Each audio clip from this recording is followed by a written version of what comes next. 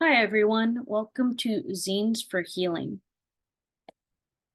In terms of this workshop, it's definitely peer-to-peer.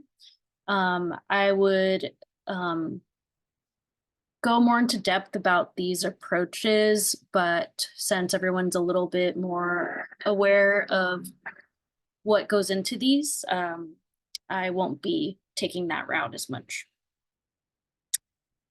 So I'll be using these approaches: person-centered Rogerian, humanistic belief that the client is inherently driven toward and has the capacity for growth and self-actualization. Carl Rogers created person-centered therapy. It is essentially centered around the client being the expert in their life, and they are the ones that lead the general direction of therapy. The therapist's role is to provide a space for exploration that is safe and room for understanding. Strength-based or Adlerian approaches emphasize understanding the whole person within their social context and highlight the importance of feelings of belonging, significance, and contribution to society. Adler believed that encouragement is more effective than praise. Encouragement helps people see possibilities and believe in their abilities to overcome challenges. He also emphasized collaboration, insight, self-awareness, and encouragement, as stated above. It was rooted in the importance of community and equality. And for the purpose of this workshop, I'll be focusing on the population of LGBTQ plus youth, or I will probably describe them as queer youth, and believe that instilling a strength-based approach with these therapy techniques in mind would be beneficial for this population. According to the Trevor Project, it is estimated that more than 1.8 million queer people ages 13 to 24 seriously consider suicide each year in the US, and at least one attempts suicide every 45 seconds. It is also stated in the 2023 US National Survey on the Mental Health of LGBTQ Young People that an estimated 41% of queer people seriously considered attempting suicide in the past year, including roughly half of transgender non-binary youth. Resilience involves the ability to overcome adversity and can be facilitated by the presence of protective factors that reduce the negative impact of challenges and risk factors. For queer youth, risk factors such as stigma, discrimination, victimization, and rejection may make them vulnerable to experiencing a range of outcomes such as anxiety, depression, and suicidal ideation.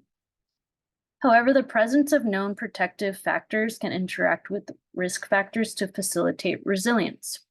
Studies of resilience have consistently challenged negative assumptions about youth development, highlighting the ability of youth to thrive even in the face of adversity.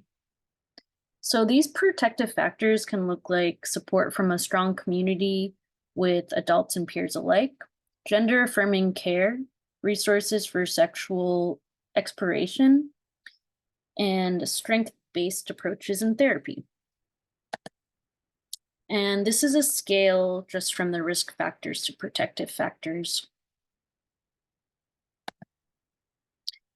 And I found this quote from Lucy Fielding in Transsex Clinical Approaches to Transsexualities and Erotic Embodiments, very inspiring.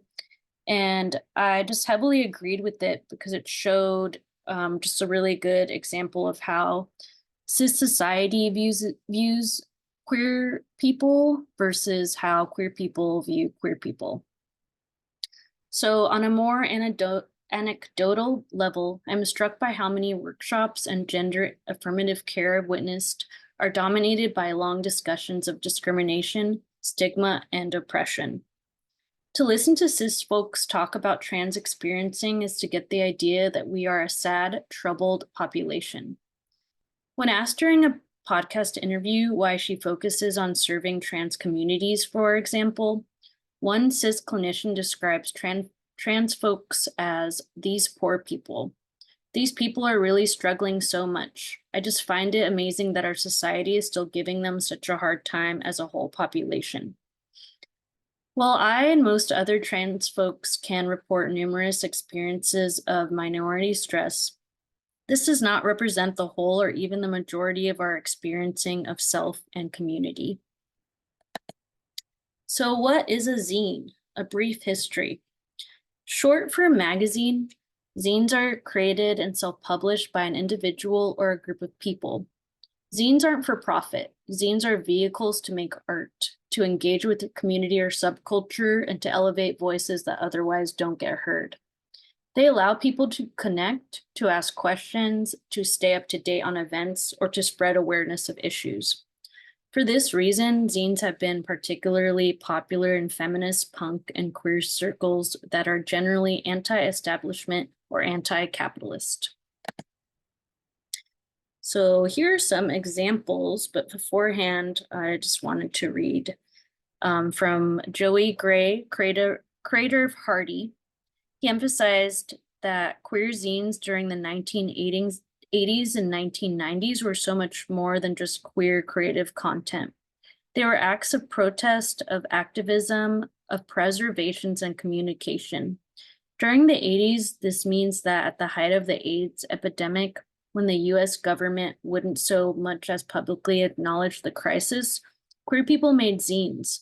They spread information, they provided resources for each other, and they told their stories.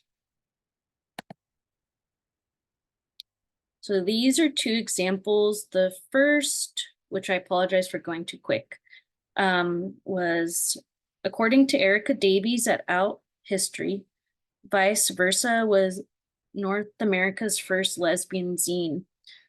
Lisa Ben, an anagram of lesbian, created and published Vice Versa in Los Angeles beginning in 1947, using equipment at RKO Studios where she was a secretary.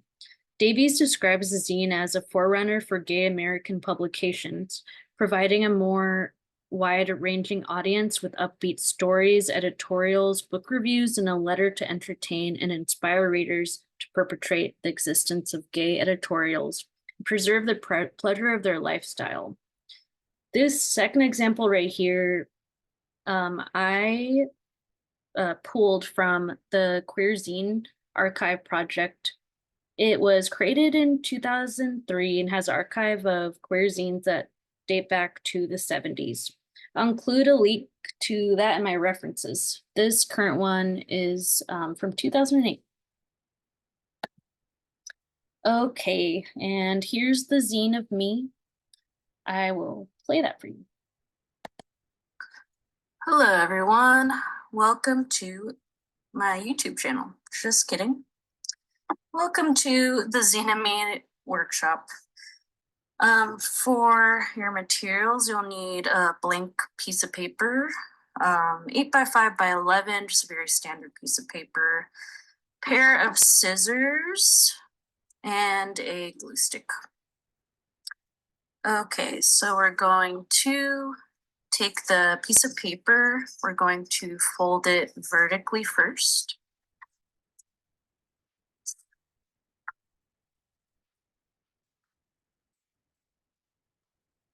Doesn't need to be perfect, do your best.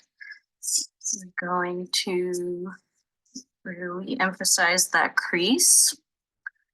We're going to open it up again and fold horizontally this time.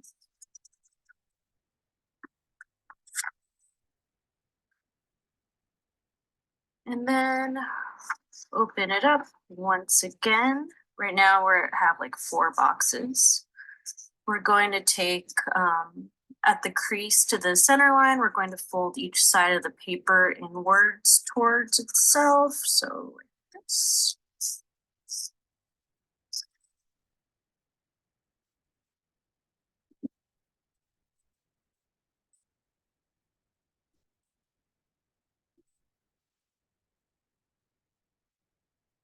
So when we open it back up, we're going to have 4 boxes on each side of the middle crease, so 8 altogether.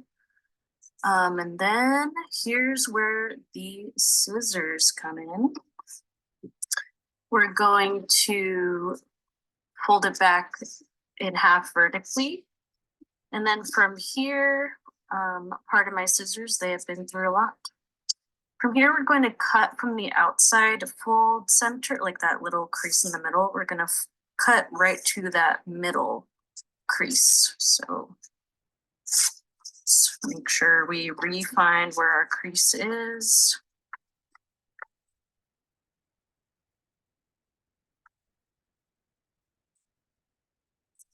And it's okay if, like me, you went a little bit over. Just make sure it's for sure through that middle crease. And then we're going to open up the paper again, and this is where you kind of could see where the crease is in the middle, like a little mouth. We're going to fold it back in half, but this time long ways, horizontally. And then we're going to lift and see where this like crease is in the middle, where we cut it. And we're going to kind of squish it into the middle like this, where we're creating the fold. This is where it get kind of tricky, but just kind of like work into it so that it starts to fold into itself. And then we place that one to the back. Again, not going to be perfect, and that's okay. And here we'll have about like 4 big pages. And yeah, there's your mini zine so far. For the purpose of this video, I've already cut out all the things I wanted to use. And again, we're going to emphasize what our strengths are. Okay, so I opened it up to this first page after the cover. And I cut out this cute little thing from one of my collage, cute little background, I should say, from one of my collage magazines. I really like when things are kind of off the page like this, so then when you close it, it has like really good textures along the edges. So we're going to open up our glue stick. And I'm just gonna do a quick little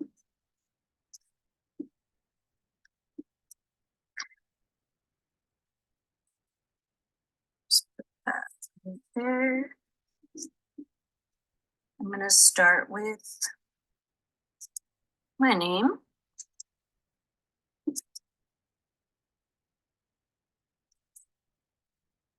Let's put that over here. And I'm putting my pronouns, they, them. That's important to my identity. And I believe a strength of mine as well. And before I add any of my strengths, I just kind of cut out a couple of fun things.